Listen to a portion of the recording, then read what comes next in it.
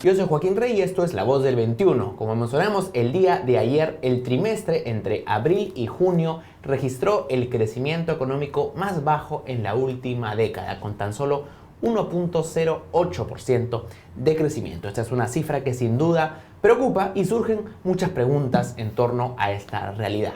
Y para responderlas hemos invitado al profesor Carlos Casas, él es decano de la Facultad de Economía y Finanzas de la Universidad del Pacífico. ¿Cómo está, profesor? Muy bien, Joaquín. Gusto verte. Para empezar, quisiera preguntarle qué tanto de este resultado se debe al entorno externo, se habla de la guerra comercial entre China y Estados Unidos, y qué tanto al entorno interno.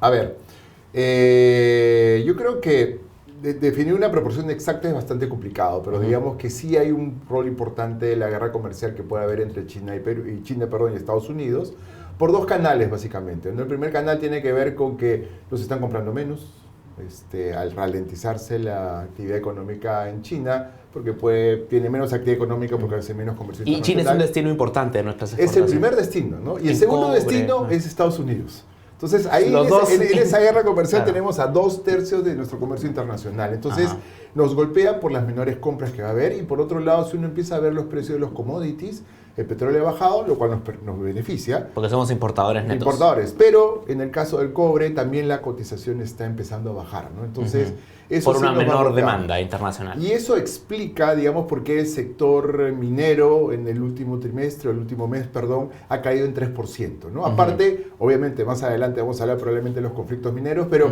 eso nos golpea y la minería que tiene encadenamientos, ¿no? que genera actividad en otras actividades económicas, puede ser bastante importante. Entonces, si la minería reduce su crecimiento, o en este caso decrece, también afecta a la actividad económica. De acuerdo. El tipo de cambio que ha subido, ¿cómo es el mecanismo de transmisión? ¿Cómo nos afecta a nuestra economía, a nuestros hogares, a nuestros bolsillos? A ver, nos afecta a través de dos mecanismos. El primero es, te sube el precio de las importaciones. Todo lo que importas ahora en soles cuesta más. Porque uno paga en dólares, lo cual significa que su precio en soles... Si algo costaba $3, si se vendía en 10 soles, si el dólar sube a 3.50 va a subir a 10.50, ¿cierto? Entonces tenemos un mayor precio y eso te genera una reducción de las cantidades que la gente demanda, ¿no? Entonces eso te golpea. Pero por el otro lado, hay que tener en cuenta que eso se traslada a la inflación.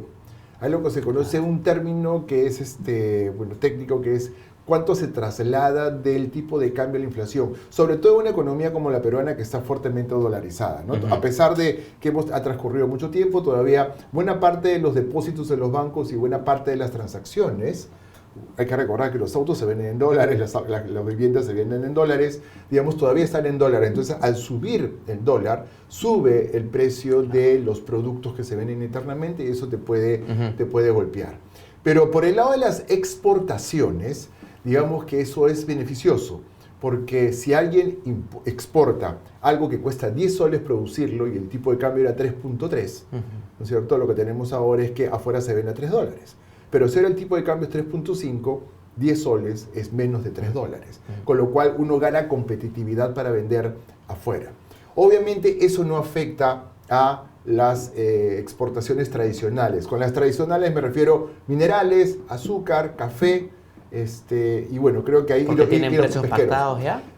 Son precios pactados, son contratos a largo plazo, no se puede, digamos, alterar, porque en un contrato de dos partes de varios años, si yo no te envío el mineral que tú me has solicitado, que está en el contrato, porque el precio no es bueno, obviamente eso afecta a mi relación de largo plazo, entonces hay que cumplir con eso. Pero a los que sí beneficia son a los exportadores no tradicionales. Los que tenemos ahora que exportan, todavía exportamos textiles, todo lo que tiene que ver con la agricultura que se está exportando, el arándano, la palta, el espárrago, la uva, ganan competitividad a nivel internacional, ¿no? Entonces, eso ayuda por ese lado. De acuerdo. Habiendo hablado del tema externo y cómo nos afecta el conflicto, esta guerra comercial, quisiera pasar al tema interno. ¿Qué está pasando con la demanda interna? ¿Cómo explicar esa desaceleración? Bueno, hay varios factores, creo yo. El primero tiene que ver con el río político, ¿no? El río político que está afectando definitivamente la actividad económica. Hasta hace algunos años se solía decir que, bueno, no importa lo que pase en política, la economía va a seguir creciendo, ¿no? Pero que en Perú eso ha sido medio cierto, ¿no? Eso ha sido medio cierto, pero de lo que no nos damos cuenta que a la medida que el río político va aumentando, el impacto sobre la actividad económica va siendo mayor. ¿Y a qué me refiero?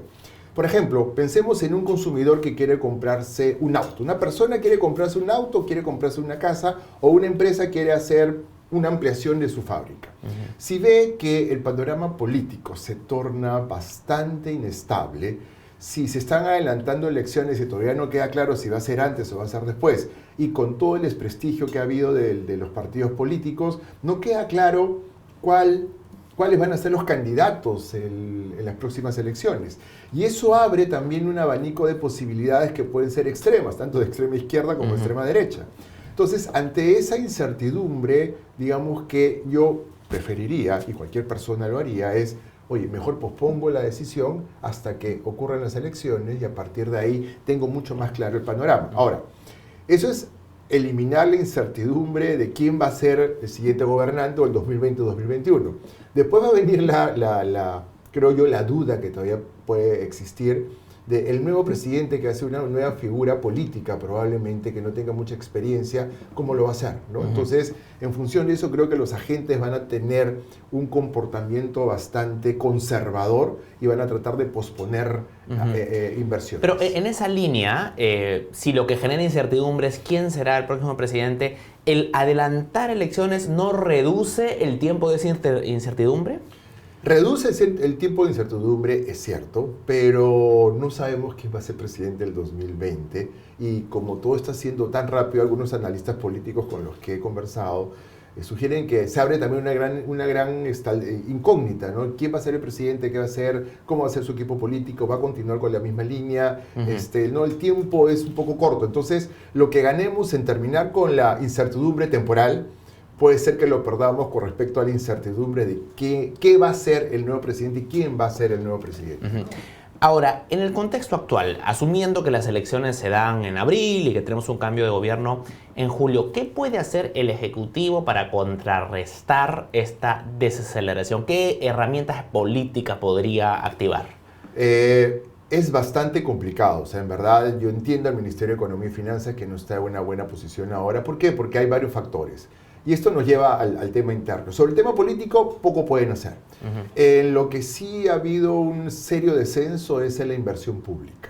Si uno mira, por ejemplo, el primer trimestre de este año, usualmente la inversión pública había llegado como a ser 5%, 5 puntos del PBI, ¿no es cierto? Entonces, y ahora estamos en más o menos la mitad de eso. En primer trimestre. En primer trimestre. Pero el cambio de autoridades regionales tiene un impacto, exacto, ¿no? Pero en el segundo trimestre no se ha recuperado mucho. Y aquí juegan dos temas. Lo que tú mencionas, las nuevas autoridades, y siempre llevan a este ciclo político de las inversiones subnacionales, gobiernos regionales y locales, porque las nuevas autoridades están aprendiendo.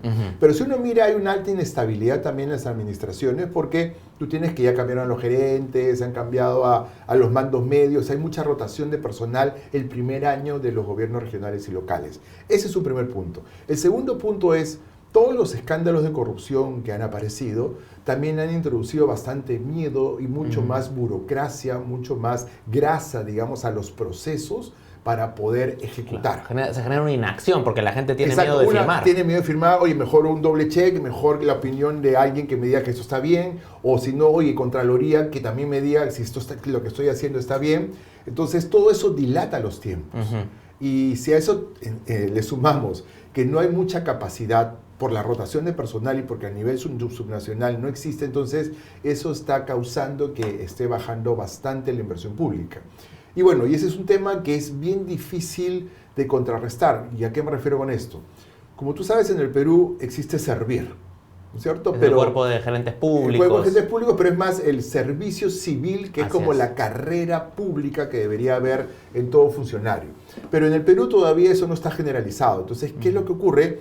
Un alcalde entra y cambia a todos los gerentes, ¿no? Todavía no hay este servicio civil que si hay un gerente ahí debería ser técnico y debería quedarse ahí bastante tiempo y ser inmune a los cambios políticos porque es el que conoce el día a día, ¿no? Entonces, al no tener un servicio civil, al carecer de una política de servicio civil que todavía haya llegado a gobierno regional y local, tenemos este problema de poca capacidad.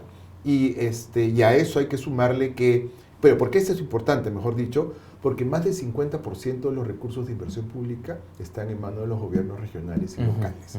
Porque, como tú sabes, el canon se orienta a infraestructura y el canon va a gobiernos regionales, gobiernos locales y universidades públicas de los departamentos donde se produce, donde funciona la industria extractiva, sea gas, sea petróleo, sea minería. Entonces, tienen mucho dinero y el tema es que no tienen la capacidad, o en este caso, el miedo, para poder ejecutar el gasto. Entonces, eso te explica por qué es muy bajo. Ese factor, digamos, ese miedo a ejecutar esa alta rotación en funcionarios, ¿ha existido antes, en el pasado, en los últimos años? ¿Qué es lo que ha cambiado? Ahora ha aumentado más, ¿no es cierto? Porque, ¿y qué lo explica? ¿El escenario de los casos de corrupción? Exactamente. Te pongo un ejemplo. Puede haber una licitación y se presentan varios postores y resulta que se sabe que un postor puede estar involucrado en algún escándalo de corrupción.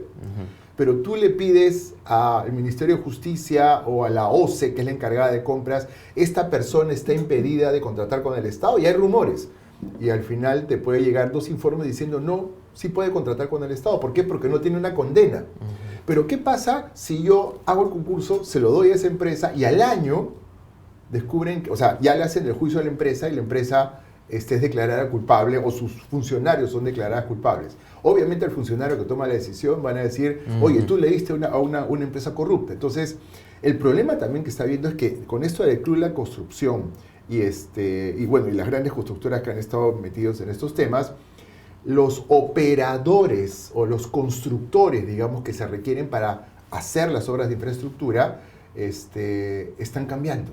Entonces está entrando gente con menos experiencia, gente que recién tienen que empezar a acumular puntos para poder entrar, mientras las otras están en problemas. Entonces, eso ha generado, por ejemplo, alguna vez personas que estaban en la reconstrucción con cambios, decían que ese era el problema, que tenían el dinero, querían ejecutar, pero a quien se lo iban a encargar era alguien que, los que tienen más experiencia son los que tienen más problemas ahora. Entonces, hay una carencia. Y a veces, incluso dentro de los concursos públicos, te exigen una serie de años que muchas de las empresas que cumplen con esos requisitos ya están complicadas por temas de corrupción, ¿no? Entonces, por ejemplo, yo lo veo, ¿no?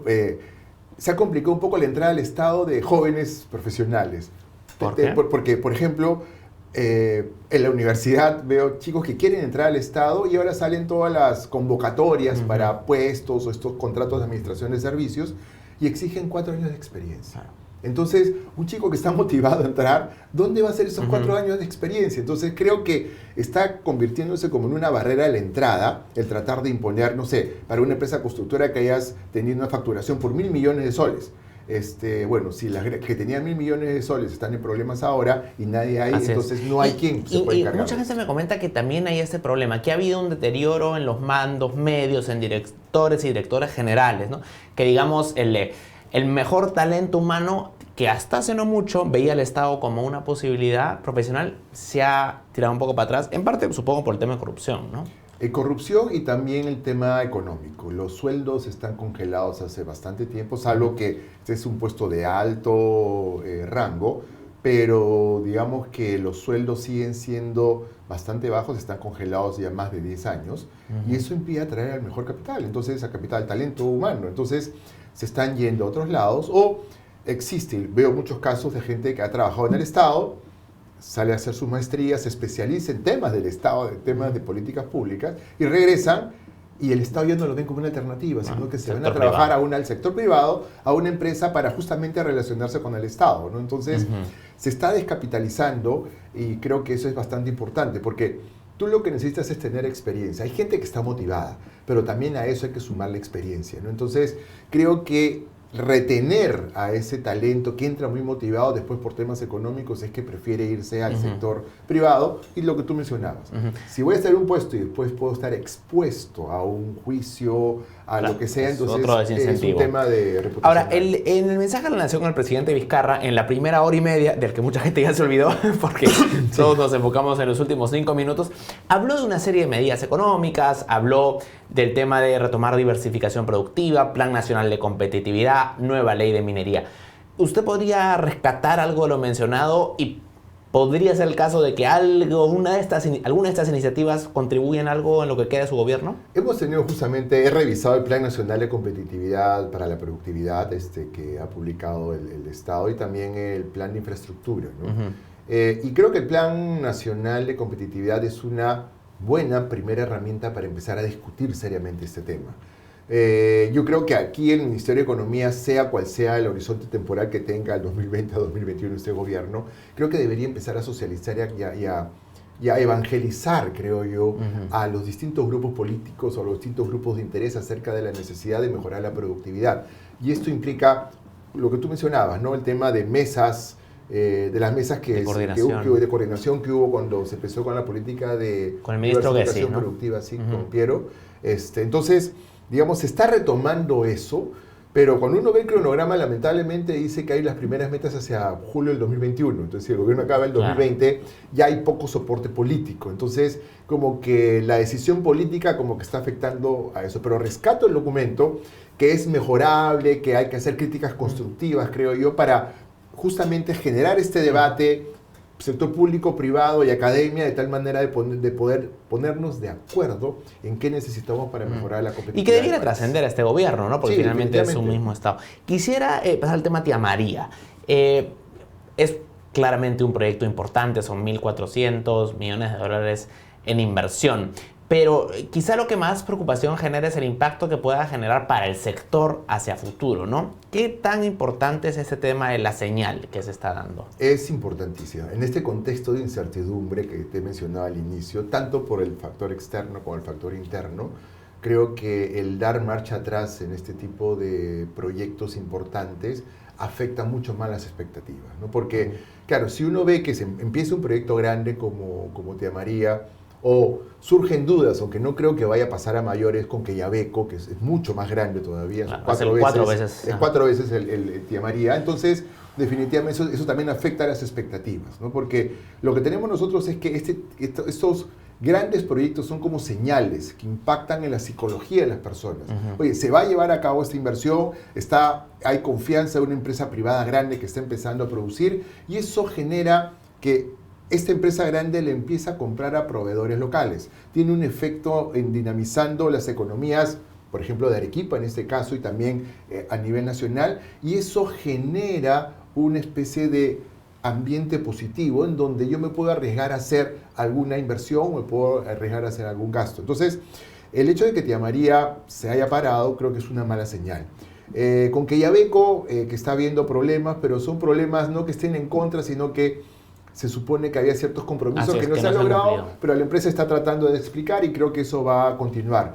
Pero todavía tenemos latente el tema de las bambas. Sí. Y las bambas es un tema bastante importante. Y también está Conga, que todavía, por ejemplo, sigue estando en la cartera de proyectos del Ministerio de Energía y Minas, pero digamos, ya es poco probable que se lleve a cabo, debería quitarse. Pero cuando se habla de los 59.000 millones de dólares en inversión minera... No todos son realizables. No, entonces Conga no es realizable, ahí son como 4.000 y tantos millones de dólares. Es otro proyecto que está ahí, que todavía no hay definición, es La Granja. Entonces, digamos, si uno quita eso, la cartera va reduciéndose y eso creo que nos ayudaría a sincerar en primer lugar la cartera y al final también generar digamos, una agenda de cómo recuperar y cómo tener nuevos proyectos de inversión vinculados a la minería.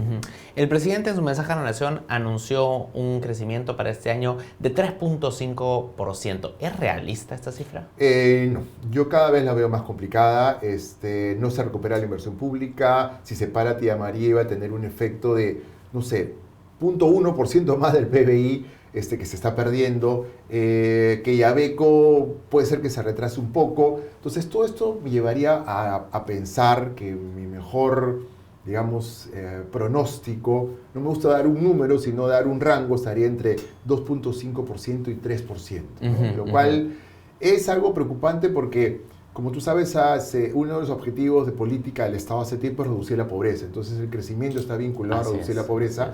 hay algunos que han calculado que si no crecemos por encima del 3, la pobreza no se va a seguir reduciendo, ¿no? Entonces, digamos que el hecho de estar por debajo, por encima del 3%, se convierte en un factor clave. Ahora, hacia el final del año, la actividad económica suele tener un repunte, Sí. Por fin de Navidad, sí, ¿no? porque si siguiéramos como estamos ahora, probablemente llegaríamos con las justas al 2%, o menos del 2%. Entonces, el último trimestre hay un mayor dinamismo, digamos, viene Navidad, la gente gasta más. Igual, desde del punto de vista de la ejecución presupuestal del gobierno, también el último trimestre es donde se suele realizar mayor gasto, porque ya se instalaron las autoridades. O es el típico caso en donde yo tengo el presupuesto aprobado y no lo he gastado, claro, y si no lo he gastado no me aprueban el presupuesto el próximo año. Entonces, tengo que gastar como sea. Eso, claro, no es una muy buena práctica porque abre dos posibilidades, o que haya corrupción, o en todo caso, por ejecutarlo rápido, sin ser corrupto, puede ser que sea ineficiente porque termino gastando más de lo que podría haber gastado. Bueno, entonces pues esperemos que este año al final nos termine yendo un poco más y podamos cerrar el año, por lo menos en 3%. Así es. Profesor, que le agradezco mucho. No, gracias, Joaquín. Gracias. Carlos Casas, decano de la Facultad de Economía y Finanzas de la Universidad del Pacífico, que además está estrenando nuevo rector. Un saludo desde acá a Felipe Portocarrero Suárez, el reelecto rector de la Universidad del Pacífico. Sigan atentos a la programación de Perú 21 Televisión. Con permiso.